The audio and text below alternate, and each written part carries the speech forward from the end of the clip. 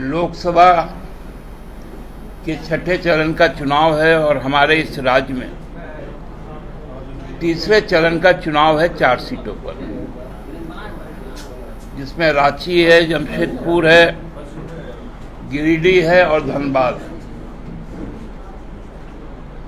इसके पहले 20 तारीख को 3 लोकसभा सीटों पे चुनाव हुए, जिसमें हजारीबाग, कोडरमा और चतरा था, और उसके पहले 4 पर चुनाव हुए थे और शेष 3 सीट 1 तारीख को जो संथाल परगना की तीनों सीटें हैं वहां पर चुनाव होगी। ये चुनाव हमको लगता है कि बहुत ही पहली बार सोच समझ करके, किसी भी बहकावे में नहीं आकर प्रबुद्ध मतदाता अपनी मताधिकार का प्रयोग कर रहे हैं। भारतीय जनता पार्टी जो इस चुनाव में प्रथम चरण से ही पिछड़ते नजर आई और जो भाषाएं उनके द्वारा कही गई, धर्म के नाम पर, संप्रदाय के नाम पर, और अब वो चीजें धीरे धीरे जब एक बहुत बड़ा वर्ग उनको निष्कासित करने लगा, तो धर्म से नीचे उतरकर वो जाति समूह में बदल गई। हम लोगों ने देखा था कि जब चुनाव का टिकटों का बंटवारा हो रहा था, जो मतदाताओं का एक बड़ा सबल और प्रबुद्ध वर्ग है, क्षत्रिय समाज, उनके प्रतिनिधियों को टिकट से वंचित किया गया, तो उनकी एक नाराजगी आई और समाज का एक बहुत समृद्ध बौद्धिक वर्ग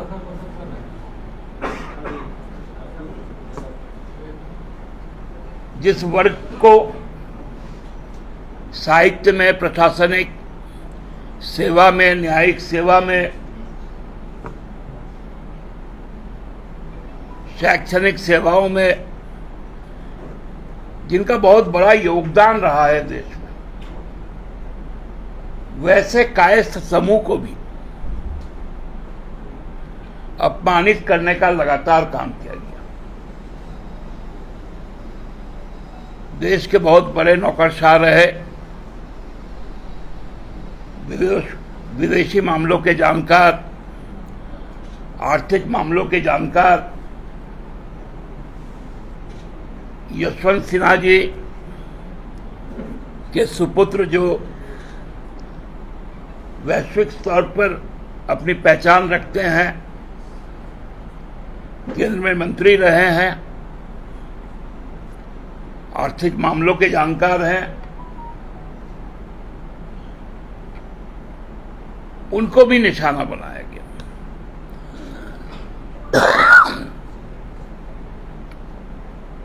क्योंकि वो जानती है कि हजारीबाग चुनाव वो हार गई,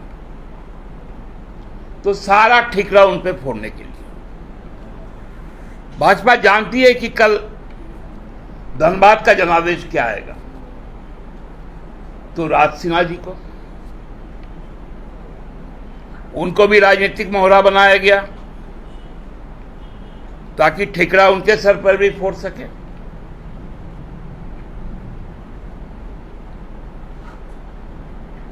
और ये लोग सबका साथ, सबका विकास, सबका विश्वास का नारा लगाते हैं। और जब लोगों से शोकौच किया गया, उनके जब जवाब आए, तो भारतीय जनता पार्टी ने कहा कि ये लोग सामंतवादी सोच के लोग हैं।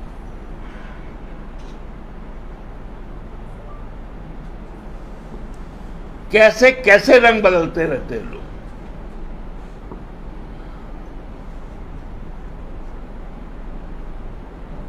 मतलब चुनाव जीतना ही है, इसे किसी भी पृष्ठभूमि का व्यक्ति हो,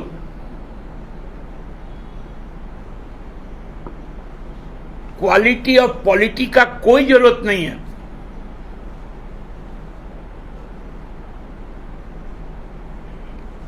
कॉमन कॉज का कोई रिस्पॉन्सिबिलिटी फिक्स नहीं हो, केवल चुनाव जीत लो। अपने नेताओं के बारे में, अपने पूर्व सांसद के बारे में, उनका प्रत्याशी जिस भाषा का प्रयोग करता है, एक राजनीतिक कार्यकर्ता होने के नाते हम लोग सबको ही मर्माहत होते हैं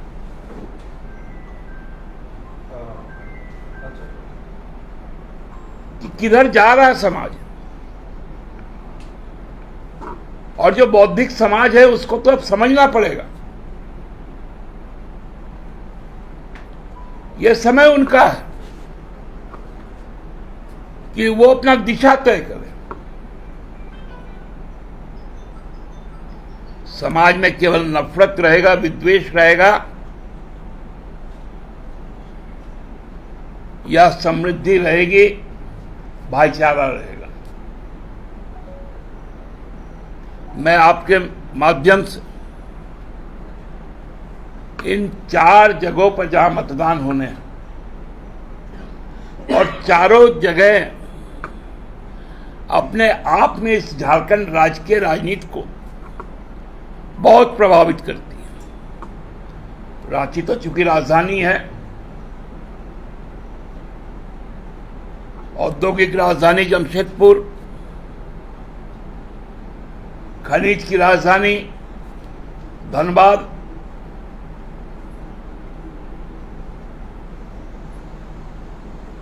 और गिरिडीह जो पर्यावरण के साथ साथ जहां औद्योगिक गतिविधियां भी है, खनन कार्य भी होते हैं और किसानी भी होती है।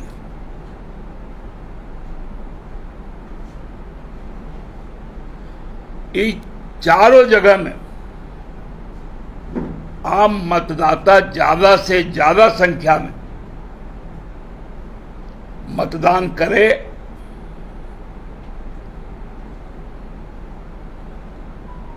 प्रचंड गर्मी के लिए वह सुनिश्चित करे कि सुबह 7 बजे से 11 बजे तक ज्यादा से ज्यादा मतदान हो जाए, और फिर 4 बजे से जाके लाइन में खड़े हो जाए, ताकि 5 बजे के बाद जब उनके पास में पुर्जा आ जाए तो 6 बजे तक, 7 बजे तक, 8 बजे तक वो मत डालकर ही निकले। क्योंकि चुनाव आयोग भी चाहता है ज्यादा से ज्यादा मतदान हो, और हम पॉलिटिकल पार्टी भी चाहते हैं कि ज्यादा से ज्यादा मतदान हो, ताकि राजनीति की गुणवत्ता बनी रहे। और जो आज वर्तमान में सत्ता में है, उनकी सोच को हम बदल सके। धन्यवाद। दादा, अभी आपने कहा कि बीजेपी जो भी जवाब दे रही है कार्यकर्ताओं का जो सुझाव है, उसके बाद वो सामंतवादी उन्हें संबोधित किया जा रहा है, तो ये क्या फिर से एक बार जाति का कार्ड खेल रही है? नहीं, देखिए, ये तो उन्हीं के एक महासचिव ने कहा और आप लोगों ने छापा, आप लोगों ने चलाया, हम कहां कोई कुछ कह रहे हैं।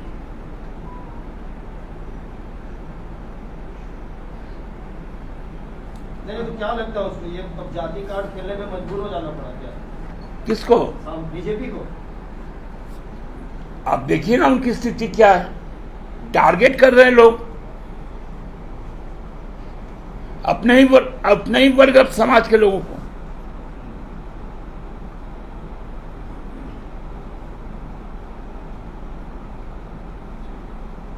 इसलिए हम लोग इस बात को कह रहे हैं। कि वो अपने ही के बीच के लोगों को जिस प्रकार से अपमानित करती है, ये चीजें बताती हैं कि उनकी सोच क्या है। अभी अमित शाह ने झारखंड में चुनावी भाषण में कहा है कि झारखंड कांग्रेस के लिए एटीएम कार्ड है। झारखंड कांग्रेस के लिए एटीएम कार्ड मतलब भ्रष्टाचार के लिए एटीएम कार्ड है कांग्रेस के लिए, यहाँ से वो पैसा ले जाती है। उनको बुझाता नहीं है कुछ। एटीएम ऑटोमेटेड ट्रेलर मशीन होता है, और कांग्रेस के लिए बोलिए तो कांग्रेस से पूछिए। हमने तो कहा है कि उनका जो विभाग है, उनके विभाग में जो चीजें की जा रही हैं, अब बताइए ना, ईडी ने जिसको गिरफ्तार किया उस व्यक्ति से भारत की जो वित्त मंत्री है वो मिलती हैं, कुछ कागजें देती हैं, उसका फोटो आता है, और उसी वित्त विभाग का ईडी उसको अरेस्ट करके ले जाता है।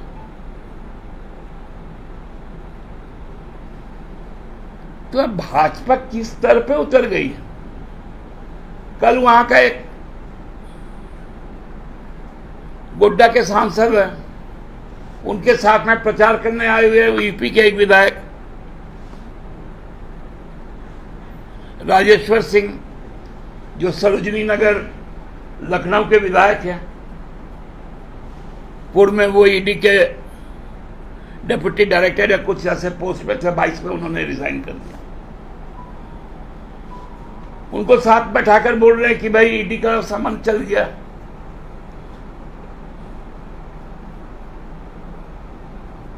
आज हम तो चुनाव आयोग गए, हमने कहा कि एफआईआर कीजिए, और ईडी से आप सवाल कीजिए, अभी तक उनका खंडन क्यों नहीं आया।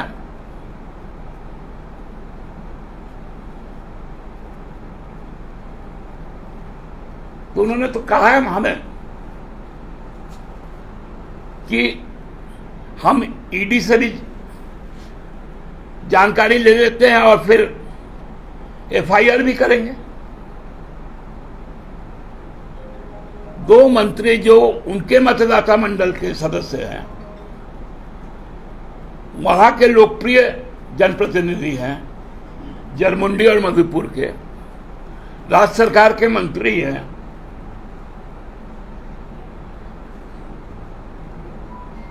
वो तो बोलते थे कि इंडिया गठबंधन से कोई आएगा तो हम तो प्रचार में ही नहीं निकलेंगे।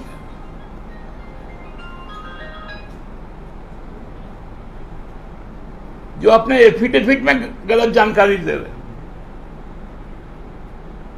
एक व्यक्ति का नाम ले रहे हैं, अभिषेक झा, जो वहां पर निर्दलीय चुनाव लड़ रहा है, कि मुझे करोड़ों रुपए उससे मिले हैं उधारी में, और वो कह रहा है कि हम तो दिए ही नहीं है।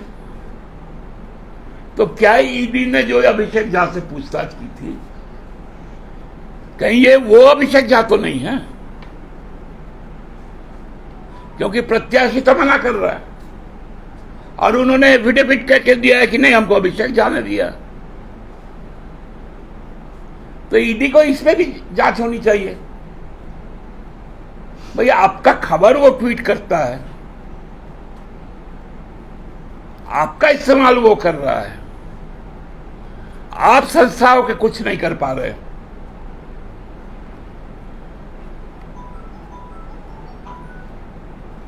तो एक कहावत है ना, मरता क्या नहीं करता। तो ये भाजपा अब अपने अंतिम सांसों की लड़ाई लड़ रही है, जो 1 तारीख को समाप्त हो जाएगा, और 4 तारीख को इस देश में जो नारा हम लोग सबको जानते हैं, वो पॉलिटिकल नारा होकर उभरेगा। दादा, मतलब आधे सीटों पे झारखंड में जो है वह मतदान हो गई, अभी आधे पे अब हो ही जाएगी कल अभी 4 सीट पे, लेकिन जो एक तस्वीर दिख रही है उसमें ये दिख रहा है कि झारखंड मुक्ति मोर्चा अकेले लड़ाई लड़ रहा है, मतलब जेएमएम ही लड़ रहा है। आपके सहयोगी खासतौर से कांग्रेस जो है इस लड़ाई में संगठन के तौर पे उनके नेता जो है स्टार प्रचारक के तौर पे कल्पना सोरेन ही साफ दिखाई दे रही हैं, और कांग्रेस का भी नैया पार आप ही लोग कर रहे हैं। ऐसा क्यों हो रहा है? मतलब कांग्रेस पार्टी उस तरीके से क्यों नहीं दिखाई दे रही? नहीं, इस पे मेरा कोई टीका टिप्पणी नहीं है। लड़ाई का जिम्मा हम लोगों ने उठाया है और हम लोग जानते हैं कि हमें लड़ना है। और हम 14 सीट पे, आप लोग बार बार पूछते थे कि आप कितने सीटों पे लड़ रहे हैं, और मैं बार बार कहता था कि मैं 14 सीटों पर लड़ रहा हूँ। आज आप उसकी पुष्टि कर रहे हैं कि हम 14 सीटों पर चुनाव लड़ेंगे और हम 14 सीट जीतेंगे। निर्वाचन आयोग ने बीजेपी को चेताया है कि चुनाव के आदर्श आचार संहिता का पालन करें, साथ में इरफान अंसारी को भी और सेल को भी। बीजेपी को कहा कि 426 पर्ची जो है वो आदर्श आचार संहिता खिलाफ है। क्या लग रहा है आप लोगों को? आप लोग शिकायत लेकर गए थे। अब देखिए, चुनाव अब ये भी हम लोगों के लिए एक फॉर्मेलिटी ही हो गया कि कानूनी प्रक्रिया का पालन करें। चुनाव आयोग का चुनाव के आंकड़े पे यदि सवाल भी उठता है तो ये बहुत खतरनाक है, और जो लगातार उठ रहे हैं। आज सुप्रीम कोर्ट पर भी वो बातें आई तो माननीय उच्चतम न्यायालय ने उस मामले को खारिज नहीं किया है। उन्होंने कहा कि चूंकि हम वेकेशनल बेंच है, छुट्टी के दिनों में काम कर रहे हैं, इसलिए इस पर रेगुलर बेंच सुनेगी। तो एंडोर्समेंट है चुनाव आयोग पे जो शक हो रहा है उसका। तो यदि चुनाव आयोग पे ही शक हो तो फिर पूरे इस एक्सरसाइज का कितना वैलिडिटी रह जाएगा। इसलिए हम लोगों को जो आचार संहिता का वो लोग बोलते हैं वो सब हमारे ऊपर लागू है। एनडीए या भाजपा पर वो लागू नहीं होता।